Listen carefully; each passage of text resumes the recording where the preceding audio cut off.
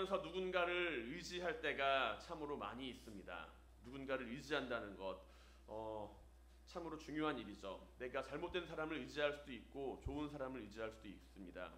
누군가를 의지한다는 것은 나에게 도움이 될 때도 있고 그렇지 못할 때도 있습니다. 하지만 여러 가지로 생각을 해볼 때 나의 주변에 나에게 도움을 줄 수 있는 사람이 많이 있다. 나에게 도움 줄 수 있는 사람이 많이 있다라는 사실은 참으로 감사한 일이 아닐 수가 없습니다. 나에게 도움을 줄 수 있는 사람이 많으면 많을수록 나는 그만큼 멋진 인생을 살고 있다라고 생각을 해볼 수도 있기 때문이죠. 반대로 의지할 사람이 하나도 없다면 어떨까요? 나의 주변에 내가 의지할 대상이 하나도 없어요. 세상도 나를 배신한 것 같고 나의 친구도 나를 배신한 것 같고 나의 부모님도 나를 배신한 것 같은 그런 상황에 처해 있을 때 어떨까요? 내가 의지할 것이 하나도 없다라고 여길 때 우리는 참으로 힘든 마음을 가질 것입니다.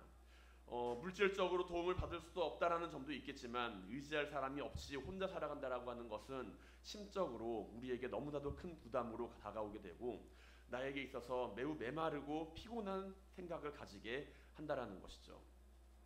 그렇기 때문에 우리는 종종 누군가를 의지하기도 하고 누군가에게 의지가 되기도 하는 그러한 삶을 살아가기도 합니다. 나는 어떠한 사람인가요? 누군가에게 의지가 되는 사람인가요? 누군가를 의지하고만 있는 사람인가요? 모든 것이 다 우리에게 필요한 것인 줄로 믿습니다. 하지만 그보다 더욱더 우리에게 필요한 것이 있다고 한다면 우리는 주님을 의지하며 살아가야 한다는 것이죠. 내가 주님을 의지하며 살아가는 사람, 나는 믿음 안에서 주님을 의지하며 살아갑니다. 우리는 믿음 안에서 그렇게 고백합니다. 나는 주님을 믿고 나는 주님을 의지합니다. 이렇게 이야기를 한다는 것이죠. 내가 주님을 의지한다라는 것, 내가 주님을 따르고 의지한다라는 것, 그것이 나에게 어떠한 의미를 가지고 있나요? 주님을 믿고 내가 주님을 의지한다라고 하는 사실이 지금 나에게 어떠한 사실로 다가오고 있습니까? 나는 믿음의 길을 걸어가며 주님을 어떠한 모습으로 만나기를 원하십니까? 주님을 따르는 자로서 내가 의지하는 주님을 나는 어떻게 바라보고 계시나요? 오늘 본문을 살펴보면 주님을 따르는 이들에 대한 이야기가 등장을 합니다. 많은 사람들이 주님을 따랐습니다. 하지만 주님께서는 그들의 마음에 있는 중심을 살피시고 그들에게 의탁하지 않으셨다라고 성경은 기록하고 있죠. 그들은 믿음을 가지지 않았던 것이 아닙니다.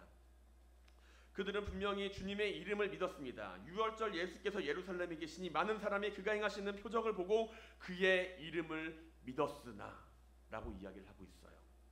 과연 이들이 가지고 있었던 이 믿음이 어떤 문제가 있었던 걸까요? 어떤 문제가 있었기에 주님께서는 오늘 요한복음에서 성경은 주님께서 그들에게 의탁하지 않으셨다라고 말씀을 기록하고 있는 걸까요? 오늘 본문을 바라보면 주님께서 놀라운 일, 표적을 보이셨던 장면을 우리는 마주할 수가 있습니다. 주님께서 표적을 행하시고 수많은 사람들이 주님께로 몰려들었다는 거예요. 주님께서 행하시는 표적은 성경 안에서 몇 가지로 나뉘어집니다. 첫 번째로는 귀신을 내쫓기도 하시고 병든 자를 치료하시기도 하시고 사람들에게 하나님의 나라에 대하여 선포하시기도 하고 그들에게 말씀을 통하여 여러 가지 가르침을, 진리를 선포하시기도 합니다.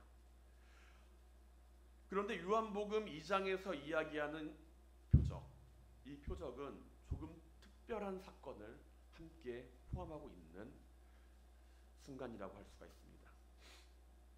바로 오늘 본문 앞에 등장하고 있는 유월절 주님께서는 행하신 그 일, 하나님의 성전을 청소하신 사건과 맞물려서 오늘 본문이 함께 소개가 되고 있다는 것이죠. 주님께서는 유월절 성전으로 예루살렘 성전으로 찾아가셔서 그곳을 청결하게 하십니다. 깨끗하게 하십니다. 성전 안에서 이루어지는 온갖 더러운 행위들과 하나님을 찾아와 예배를 드리는 이웃을 향하여 배려하지 않는 그 모습을 보시고 분노하십니다. 그리고 성전을 뒤집어 엎으시면서 장사꾼의 소굴로 만들지 마라 이야기하시며 화를 내시죠. 다 내어 쫓으십니다. 이 모습은 그 자리에 모였던 사람들뿐만이 아니라 그 예루살렘 안에서 거주하는 모든 사람들에게 있어서 매우 큰 충격으로 다가왔을 겁니다. 그 누구도 생각은 하고 있었지만 함부로 시도하려고 하지 않았던 일들, 그 일을 주님께서는 행하셨기 때문입니다. 그 모습을 바라보며 사람들은 몹시 큰 흥분을 감출 수가 없었을 겁니다. 그도 그럴 것이 우리도 부정부패에 잠식되어 있는 사회 안에서 누군가가 의로운 일을 행하고 정치 권력에 도전하는 모습을 마주하게 되면서 마음속으로 한편으로는 내가 하지 못하는 일에 대해서 하는 저 사람을 바라보며 가슴속 한편으로 통쾌한 마음을 가지고 있고 그 사람의 말에 조금 더 귀를 기울이고자 하기 때문이죠. 홍길동이라고 하는 의적의 이야기, 임꺽정이라고 하는 의적의 이야기는 조선시대 탐관오리들이 행하는 그 수탈에 힘겨워하는 그 백성들의 그 마음속에 엄청난 꿈과 희망을 불러일으켰던 것을 우리는 볼 수가 있습니다. 백성들은 자신들이 할 수 없는 일을 했던 그러한 사람들 아니면 이야기들 그것을 통해서 자신의 꿈과 희망을 대변했다는 것이죠. 주님께서 하신 성전 청결, 부정하고 부패하게 찌들어 있었던 그 성전의 모습을 깨끗하게 하신 그 모습이 예루살렘에 거주하는 백성들에게 얼마나 큰 도전과 꿈과 희망을 주었을지는 아마 우리도 쉽게 생각을 해볼 수가 있을 것입니다. 아마도 그 이야기거리는 순식간에 사방으로 퍼졌겠죠. 성전을 뒤집어 엎으시면 한두 사람이 있었던 게 아니라 저잣거리 한복판에서 일어났던 사건이니 그 소문은 아마도 반나절이 되지 않아서 예루살렘 성 전체에 퍼졌을 것입니다. 야야, 너 그 소식 들었니? 지금 저기 예루살렘에 큰 소동이 일어났어. 예수라고 하는 사람이 저 성전 안에서 이루어지고 있는 잘못된 그 부정하고 부패한 그 행실들을 다 뒤집어 엎었어. 그 소식을 들은 사람들은 주님 곁으로 찾아왔을 겁니다. 저 사람이 과연 누굴까? 관심을 가졌겠죠. 물론 이것은 주님께서 나타내 보이신 표적은 아니었습니다. 이 사건을 행하면서 사람들은 오히려 주님께 표적을 요구했기 때문이죠. 그러나 주님께서 하시는 일에 대해서 수많은 사람들이 관심을 가지기에는 충분한 사건이었습니다. 사람들은 주님께 관심을 가지고 다가갔고, 그리고 오늘 본문에서는 나타나 있지 않지만 주님께서는 성경에 나와 있는 여타 다른 모습들처럼 그들을 향하여 가르치셨고, 그리고 그들을 향하여 병든 자는 치료하셨을 것입니다. 하나님의 나라에 대해서 선포하셨겠죠. 그리고 그 모습을 바라보면서 마가복음 1장 21절과 22절에 나타나는 그 말씀들처럼 주님의 말씀을 들은 사람들은 여타 서기관들과 권위 있는 자들의 말씀과는 다르다라고 생각을 했을 것입니다. 점점점 주님의 주변에 사람들이 모여들었을 것이죠. 그 말씀을 들은 사람은 마음속에 큰 감동을 받았을 것입니다. 그리고 그것보다 더 큰 감동을 받은 사람은 아마 처음부터 주님을 따랐던 사람들이겠죠. 마치 내가 선택한 사람이 보여주는 그 놀라운 일들이, 그 모습이 내가 한 선택이 올바르다는 것을 증명하는 것처럼요. 처음부터 주님을 따르는 제자들은 그 마음이 어땠을까요? 아마도 엄청 뿌듯했을 겁니다. 드디어 내가 선택한 주님께서 뭔가를 보여주실지 않을까, 그런 생각, 상상을 하면서 주님 곁에 있었겠죠. 주변에 모이는 사람들은 어땠을까요? 사람들은 주님의 모습을 바라보면서 주님을 따르면서 찾아오는 그 모습은 주님께서 뭔가 특별한 사람이구나 라고 하는 것을 마음속에 가지게 만들었을 것입니다. 한번 상상해 보세요. 오늘날 수많은 사람들이 주님 곁으로 모여드는 그 모습을요. 주님 곁으로 수많은 사람들이 모여드는 그 모습을 한번 상상해 본다면 역시 주님이야. 역시 예수님이야. 내가 믿고 있는 예수님은 틀리지 않았어. 저 모습을 봐. 주님께서 행하시는 저 모습을 봐. 내가 선택한 그 주님의 모습은 틀리지 않았구나. 내가 주님을 선택한 것은 틀리지 않았구나. 그렇게 우리들도 생각을 하지 않을까요? 드디어 사람들이 주님을 알아보는구나. 드디어 주님께서 사람들에게 인정을 받으셨구나. 그렇게 상상하지 않을까요? 그러나 오늘 본문을 마주하게 되면 우리는 상당히 부정적인 말씀을 마주하게 됩니다. 6월절에 예수께서 예루살렘에 계시니 많은 사람이 그의 행하시는 표적을 보고 그의 이름을 믿었으나 예수는 그의 몸을 그들에게 의탁하지 아니하셨으니 이는 그가 친히 모든 사람들의 속에 있는 것을 아셨습니다. 오늘 본문의 말씀을 마주하며 사람들이 주님을 마주하기 원했다라는 점을 살펴보기에 앞서서 그들이 왜 주님을 찾아왔는가를 우리는 볼 수가 있습니다. 그들은 주님을 향해 나온 이유가 그의 행하시는 표적을 보고 나와서 주님께 찾아왔다고 성경은 기록합니다. 성전을 청소하실 때도 사람들은 주님께 표적을 요구했죠. 그런데 이제는 주님께서 행하시는 표적을 보면서 주님 앞에 나왔다라는 거예요. 한마디로 말해서 사람들은 표적에 따라 움직이고 표적에 따라 생각을 하고 표적에 따라서 예수님께 그 의미를 부여했다라는 이야기입니다. 이 말을 반대로 하면 주님께서 행하시는 그 일에 있어서 표적이 없었다라고 한다면 주님을 찾아와 따르지 않았을 것이다라는 이야기와도 일맥상통한다는 것이죠. 우리는 표적을 중요하게 생각해요. 우리는 표적을 찾습니다. 믿음에도 표적이 필요하고 내가 사랑하는 저 사람에게 대해서도 상대방은 사랑에 대하여 증거를 요구합니다. 내가 너에게 있어서 나는 너를 가장 베스트 프렌드로 생각해 우정에 대해서 이야기를 할 때도 뭔가 표적을 요구해요. 우정 반지라도 하나 맞춰야 우리는 그것이 정말 나와 너를 베스트 프렌드를 증명하는 그것으로 생각을 합니다. 눈에 보일 수 있는 가시적인 무엇인가를 찾아요. 가령 믿음이 좋은 사람은 기도를 잘한다거나 말씀을 잘 전한다거나 방언의 능력을 가지고 있다거나 아니면 저 사람이 기도하면 뭔가가 이루어진다라고 하거나 우리는 믿음 안에서도 표적을 찾습니다. 물론 믿음과 사랑과 우정과 여타 여러 가지 모습 안에서 우리는 분명히 그 표적을 가지고 있어요. 가지고 살아갑니다. 없는 게 아니에요. 그런데 마치 그것이 믿음을 증거하고 그것이 사랑을 증거하고 그것이 우정을 증거하는 것처럼 여길 때가 있다는 것이죠. 그러나 능력이 보이지 않는다고 해서 표적이 나타나지 않는다고 해서 그것이 믿음이 아니고 사랑이 아니라고는 말할 수는 없다라는 이야기입니다. 결혼 반지는 결혼을 증명합니다. 하지만 결혼 반지가 결혼 자체는 아니죠.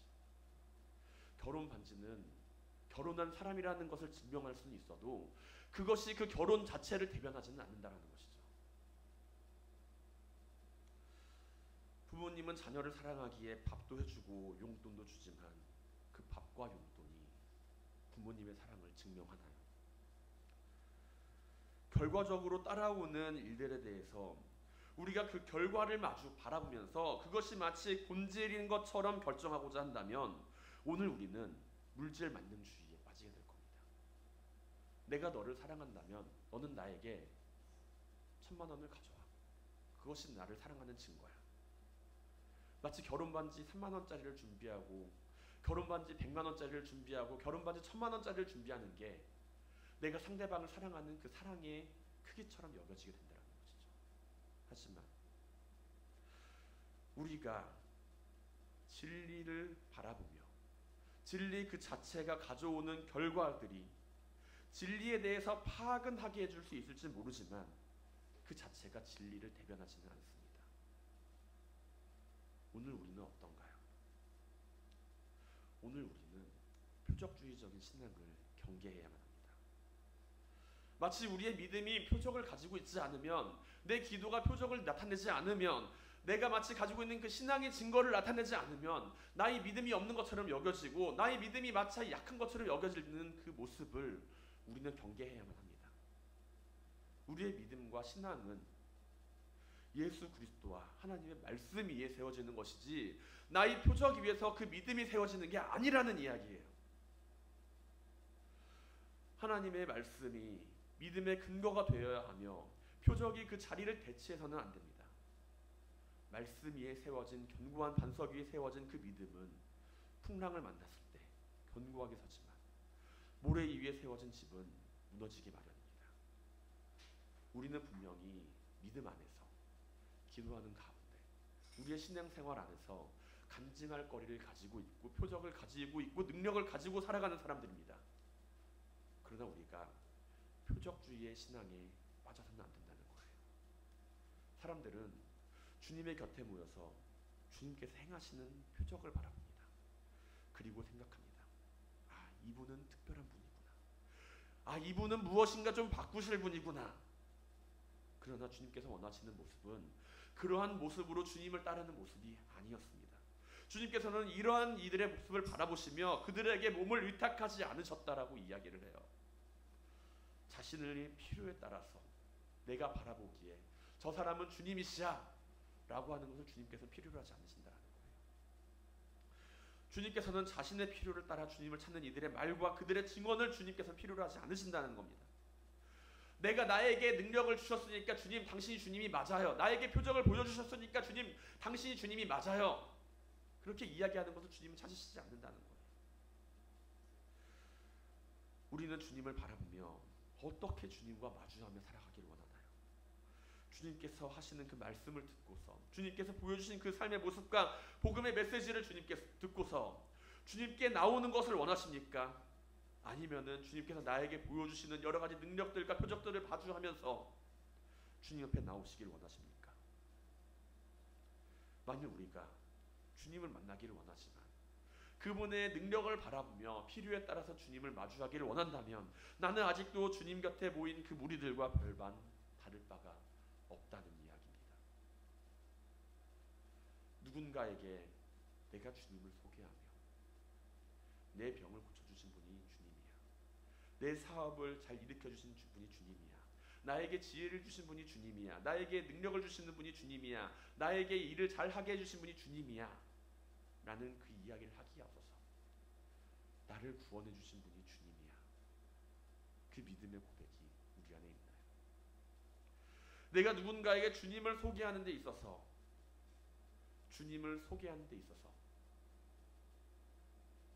당신 주님 믿으면 사업 잘 풀릴 거예요. 너 주님 잘 믿으면 똑똑해질 거야. 이렇게 소개를 하고 있다면 나는 아직도 주님을 능력 가운데 전하는 사람이라는 것입니다.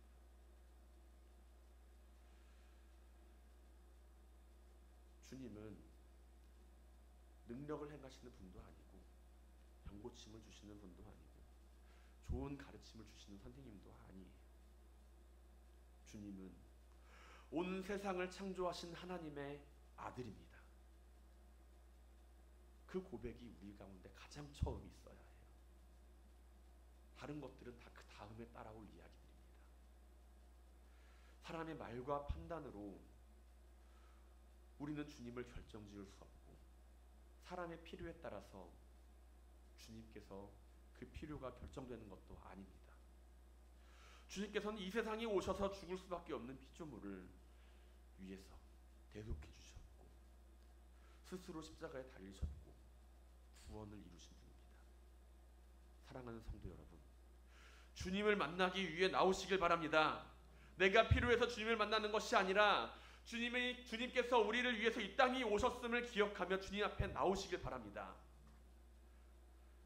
우리가 주님을 믿고 고백하고 따르는 것은 주님께서 나를 구원해 주신 하나님의 아들이라는 사실을 알고 있기 때문이에요. 오늘 본문 앞에 나온 성경 말씀을 보게 되면은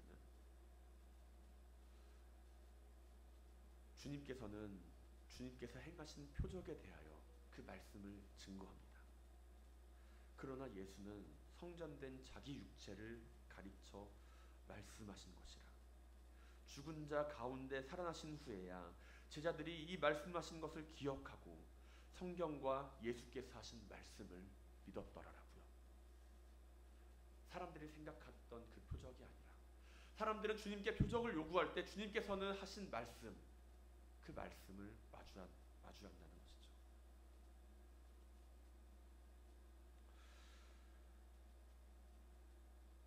주님께서 우리의 믿음에 따라서, 나의 필요에 따라서, 나의 생각에 따라서 존재하시는 분이 아닙니다. 주님께서는 사람들이 필요 없다고 해서 없으시는 분이 아니고 필요하다고 해서 생기는 분이 아닙니다. 주님은 주님이십니다.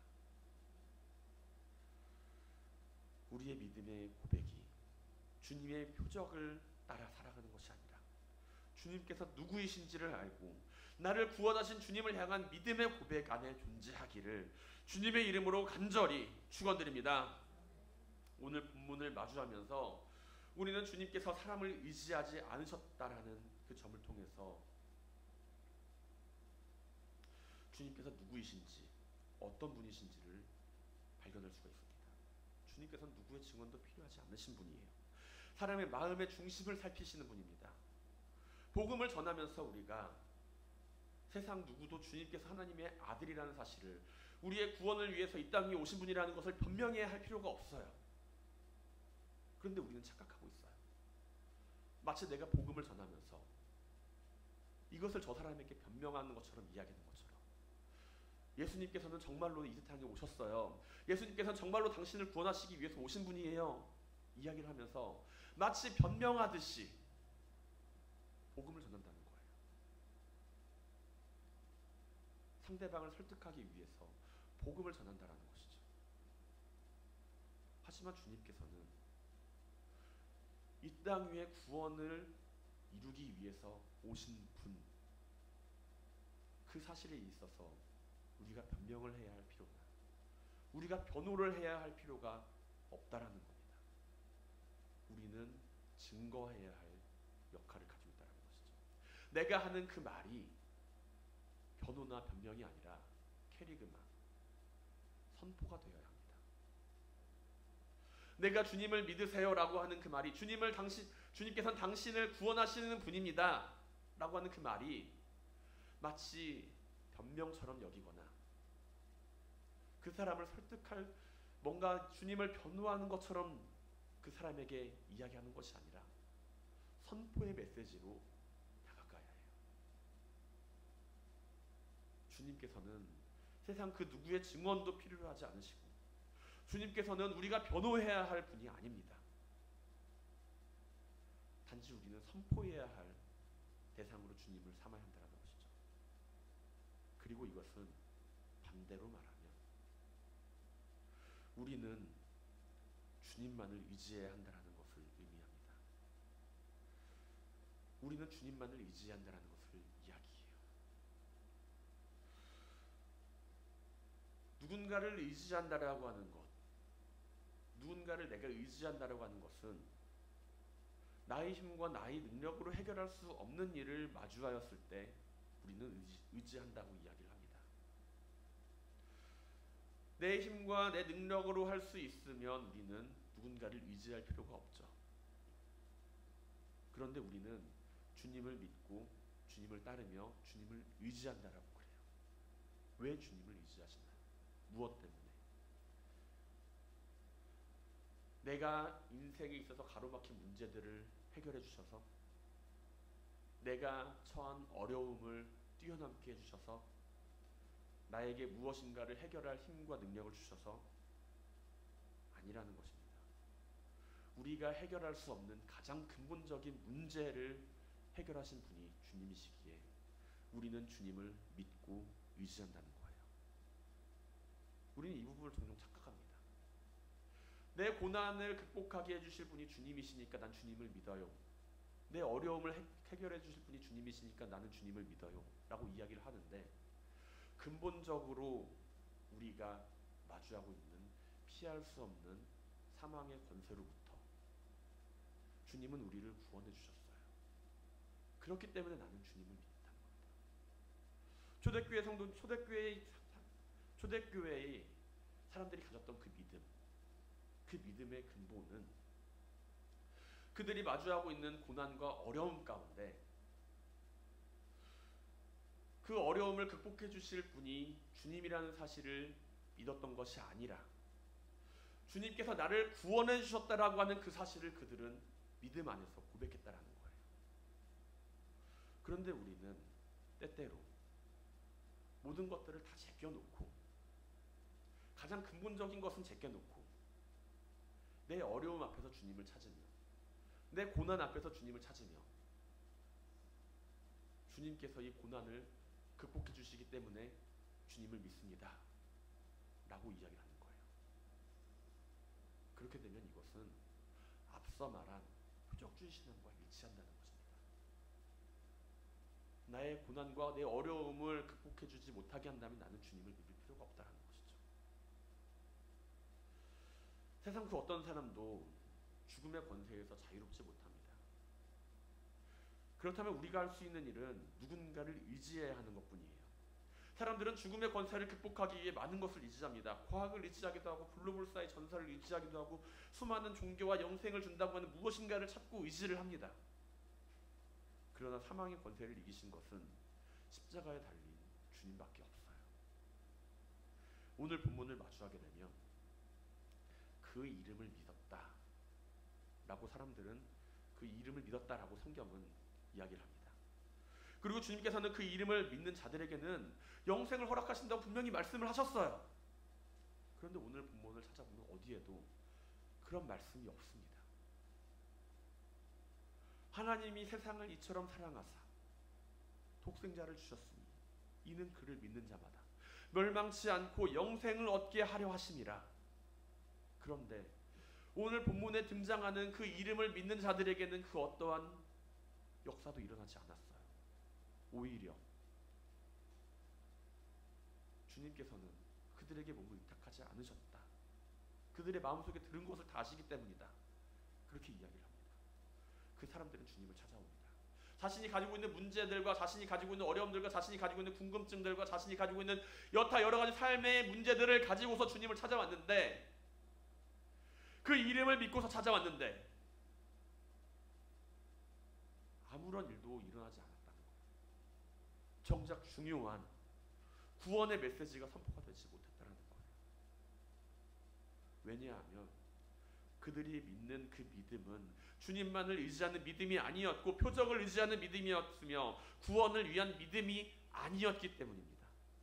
주님께서 가시는 곳마다 많은 사람들이 모여들었지만 그 모습 안에서 주님의 제자는 얼마 없었으며 주님께서 행하시는 그 일을 따르는 이들이 많이 있었지만 죽음과 부활의 능력의 자리 앞에서 남아있었던 이들이 얼마 되지 않았던 것과 같은 모습이죠. 오늘날 전 세계의 인구가 모이면은 그 가운데 얼마나 되는 사람이 기독교 인구일까요? 대략 3분의 1 정도가 기독교 인구라고 이야기를 해요. 그런데 이 가운데 과연 진실한 성도는 얼마나 될까요? 주님을 믿고 따르며 그분의 제자로 살아가는 이들이 과연 얼마나 될까요? 겉모습은 성도처럼 보이고 겉모습은 제자처럼 보이지만 모두가 그 이름을 진실로 믿고 따르는 이들이 아니라는 것을 우리는 알고 있습니다. 나는 어떤가요? 나는 주님을 믿고 주님을 선포하며 주님의 제자로 살아가고 있나요? 우리가 가져야 할 믿음은 그 이름을 믿는 것에 있어서 주님의 이름이 우리 가운데 구원을 이루는 능력이 있음을, 주님을 진실로 따르는 성령 충만한 사람이 되어서 그 이름을 믿고 따라야 한다는 것을 반드시 명심해야 합니다. 사랑하는 성도 여러분, 주님을 만나시길 바랍니다. 주님을 의지하시길 바랍니다. 우리가 믿고 따르는 주님은 누구신가요? 우리가 믿고 따르는 주님은 하나님의 아들이십니다. 우리를 구원하신 분입니다. 그분이 사망 권세를 이기고 영원한 생명을 주시는 분이라는 사실을 알고 있다면 주님을 믿는 그 믿음을 자랑스럽게 여기세요. 주님을 믿는 그 믿음을 부끄러워하지 마시고 담대하게 자랑스러워하세요. 주님께서는 변명을 요구하시지도 않고 주님께서는 누군가의 핑계 안에 거하시는 분이 아닙니다. 주님께서는 스스로 계신 분이며 나는 그분을 믿고 있는 성도입니다. 주님을 향한 그 믿음이 우리의 삶을 영원한 구원의 길로 이끌어갈 수 있는 믿음이 되기를 주님의 이름으로 간절히 축원드립니다.